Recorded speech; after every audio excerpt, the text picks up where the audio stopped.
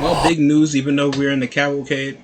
Around the conclusion around the NBA offseason training camp could start because we have around 3 months of NBA action until the NBA is back on the scenes.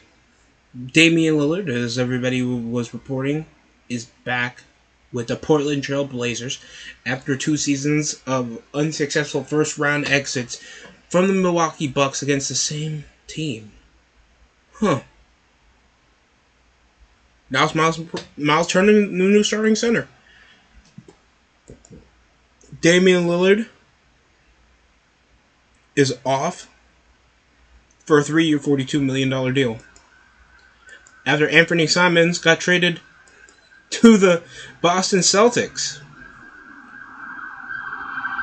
Damian Lillard's excuse for returning back to the Portland Trail Blazers was obviously over family issues and to bite up over cap space after his Achilles tear in the first round exit from the Indiana Pacers in the his 11th season in the NBA. He just missed over a no trade clause deal where he was not going to be making any high level NBA contracts when he'd been teaser to either play for the Miami Heat or Boston Celtics and are missing a one guard, and he'll be matched up with one of his young stars out of Anthony Simons. So it's either an ego thing or something else, but I'll just take Damian Lillard's word for it. Into other news, Marcus Smart had his contract had been waived via buyout to sign a 2-year, $10 million deal with the Los Angeles Lakers. Former Defensive Player of the Year from the Boston Celtics, tenured guard after falling out of favor, is now going to be starting possibly 6-man or starting one guard. Even though Luka can kind of play the one, and they can swing LeBron at the wing while keeping, their Japanese 4. With DeAndre Ayton. It's kind of set in stone how they want to rotate. Because I remember Marcus Smart as being just a bruising 2 guard that had an inconsistent shot. And now you pick up Marcus Smart on the franchise rival. It's a bit questionable. I'll say that. Because it's very interesting for Marcus Smart to be in such a unique situation where he's fallen out of favor, he's been in injury woes, he's questionable to still be playing over in a high quality level. Everything right now is in the way with LeBron James still over his buyout contract of taking $52 million over in cap hit after just trying to at least deal with the rotationary issues.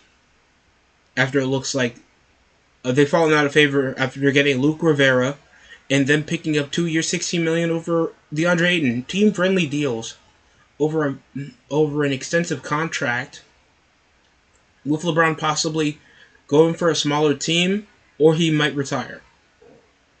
With Rui Hachimura still pressing out the 4, they still have Austin Reeves, that I swear people still think he's like 24 years old. He's 27. So this is still a win-now lineup. With a lack of trustworthy rotationary depth. And now you got a featured bruising 6-man that has injury woes in his 30s. With now we might see what JJ Redick can do with fully healthy Luka Doncic.